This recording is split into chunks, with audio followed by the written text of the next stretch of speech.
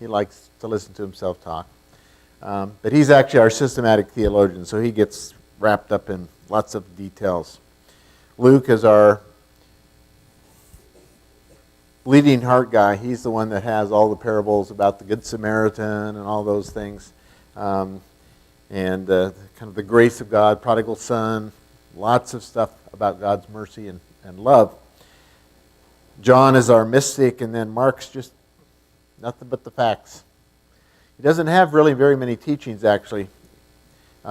In his gospel, it's mostly just the actions of Jesus. But he does have some. But everywhere he has the same information as the other writers, it'll take him a short paragraph where it'll take Matthew 2 pages. That's just the way it works. So this is Mark, the first chapter, 21st to the 28th verse. They went to Capernaum. And when the Sabbath came, he entered the synagogue and taught. They were astounded at his teaching, for he taught them as one having authority and not as the scribes. Just then there was in their synagogue a man with an unclean spirit, and he cried out, "What have you to do with us, Jesus of Nazareth? Have you come to destroy us? I know who you are, the Holy One of God." But Jesus rebuked him, saying, "Be silent and come out of him." And the unclean spirit, convulsing him and crying with a loud voice, came out of him, and they were all amazed. And they kept on asking one another, "What is this?" A new teaching with authority. He commands even the unclean spirits, and they obey him. And at once his fame began to spread throughout the surrounding region of Galilee. Thanks be to God for this word to us. So it seems like I'm getting most of my good sermons from music these days. I've been on the road, and I've got Sirius, and I'm listening to this channel called The Blend, or The Pulse. I don't even know what the theme of it is, but it's a lot of groups that my kids probably like. And there's a group out there called Imagine Dragons. Imagine Dragons.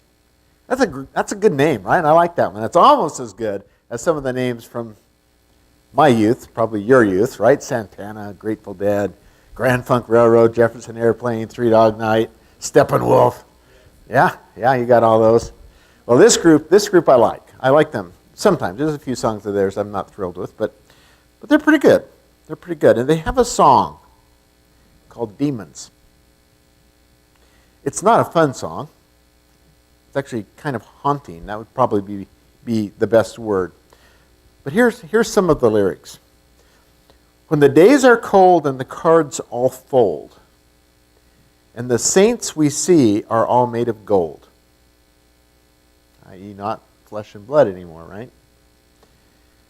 When your dreams all fail and the ones we hail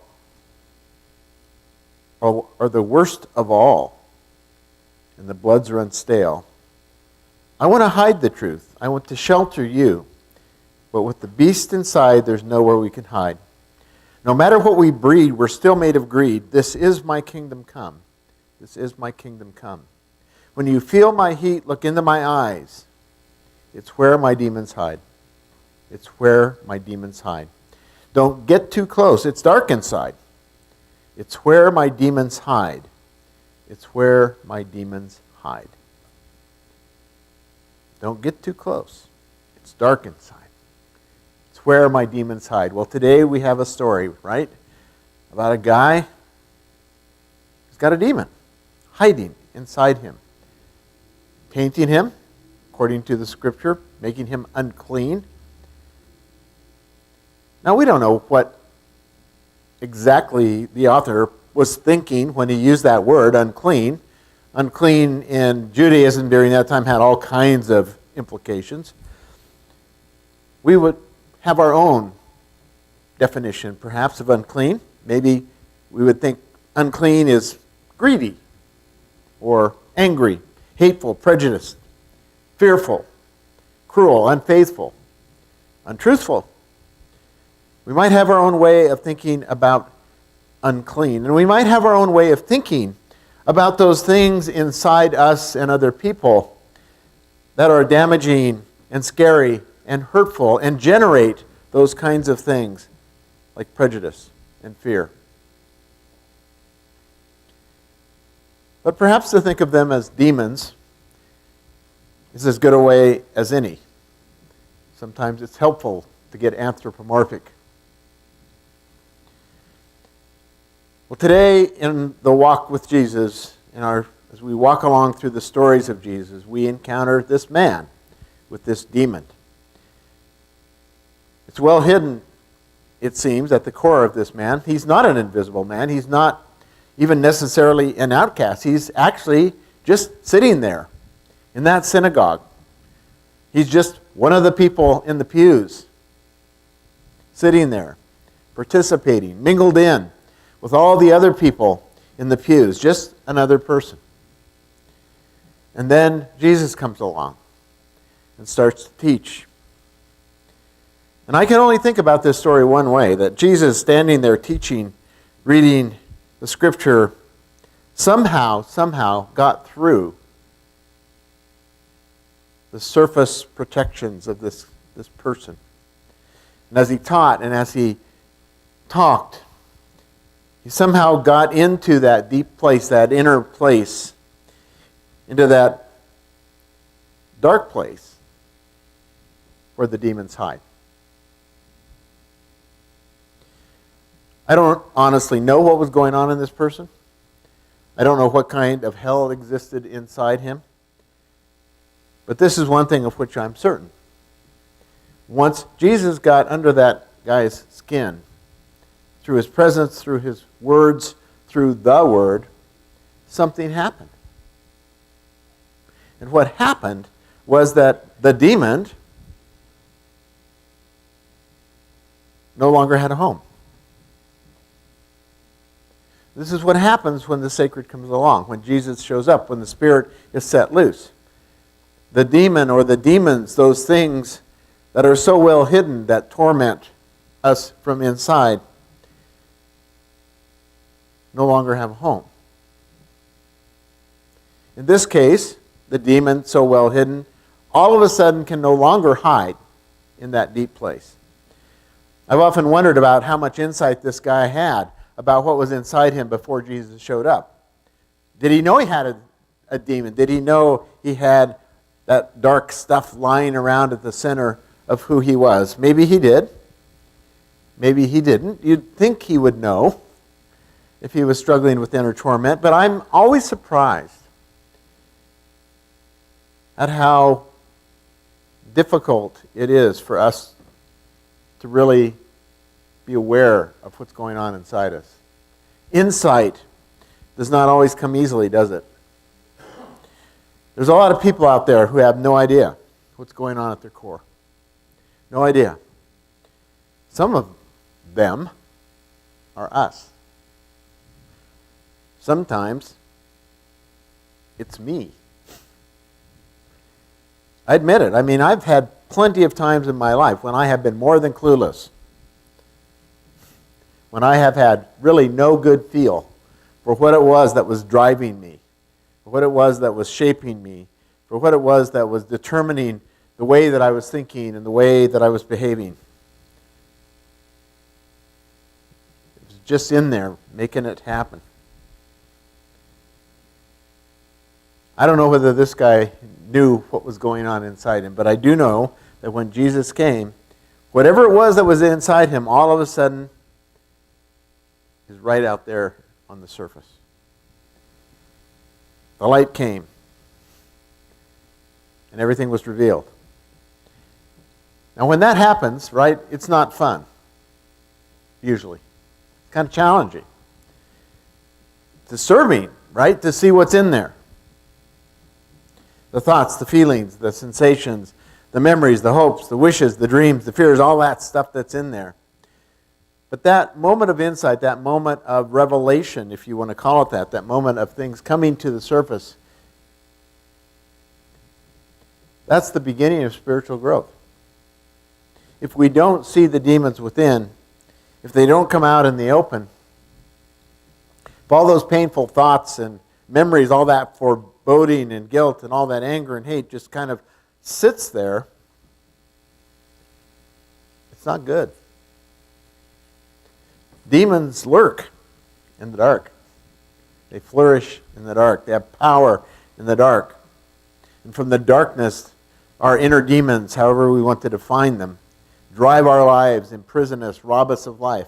But what happens to those inner demons? What happens to them when they're exposed to the light?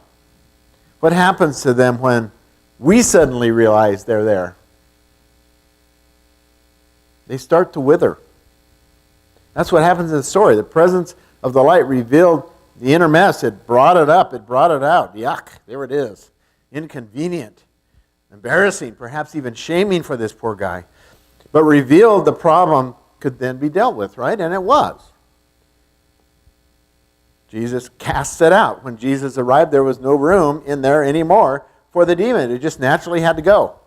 And that's, I think, the way it works for us as well. When the Spirit is in us, there is less room for that kind of stuff to lurk and hide and shape us and define us. The more Spirit, the more sacred, the less demons. I know, it sounds simplistic. But think about it, right? The more love, the less hate. The more hope, the less despair. The more peace, the less anger. Has to be the way it is. So when we're open to the Spirit, when we're open to God who is love, and the Spirit and that love floods our inner being, it by necessity is going to have to drive out all those things that haunt us and tear us apart. So the question becomes, do we dare? Do we dare wander inside? Do we dare allow the sacred to join us there? Because when we go inside and when God joins us there, it's not, as it was not in this case, necessarily very comfortable. It's not necessarily very easy. It's not even necessarily very convenient. Because what's in there is not always that great. There's good stuff in there, yes. But there's also stuff that is not love. There's also stuff that is not so good. And that stuff gets revealed and called out and confronted and asked to leave. Not asked, actually, compelled to leave. So when we let God in, bit by bit, the demons go. I've had my fair share of demons. Some of them linger around still. I've got the demon of you're not enough. I know other people do too. The demon of you've got to impress people. The demon of feeling alone or perhaps even feeling unliked. I've struggled with the demon of anxiety. The demon of neediness. I can't say no because I always have to try and make people like me. And then I'm too busy to actually attend. But the more I can see that dynamic, the more I can expose that stuff to the light, the less power it has. Because the love of God can counter that. So what are your demons? What are the things that wake you up at night? What are the things that make you say and do stupid and destructive things? What erodes you? What forces you to close your heart to other people? What forces you to close up your mind and entrench and isolate? Whatever those things are, they don't have to win. They don't have to stay. Because God, Jesus, the Spirit, however you want to think of it, when we open up to that presence, when we allow the sacred room to move and roam through our souls, the demons, those stubborn, get called out, confronted, and evicted. It won't go away like magic. Wouldn't that be nice? If all those things that torment us just disappeared. It will take time. It takes persistence. It takes work. It takes trust. It takes faith. But the demons can be cast out, and healing can come. I'd like to close with a prayer. It's a prayer written by Miguel Ruiz, who wrote the book, The Four Agreements. It's a prayer for love, and it's the prayer, I think, of the man in the synagogue. Now, shall we say, demon-free. May it be our prayer as well. Thank you, Creator of the universe, for the gift of life you have given me. Thank you for giving me, for giving us everything we have ever needed. Thank you for the opportunity to experience our beautiful bodies and our wonderful minds. Thank you for living inside us with all your love and your pure and boundless spirit and your warm and radiating light. Thank you for using our words, for using our eyes, for using our hearts to share your love wherever we go. We love you just the way you are. And because we are your creation, we can love ourselves just the way we are. Help us to keep the love and peace in our hearts, and to make that love a new way of life, that we may live in love the rest of our lives. Amen. Okay, so we're going to turn to hymn number 847 in the purple hymnals.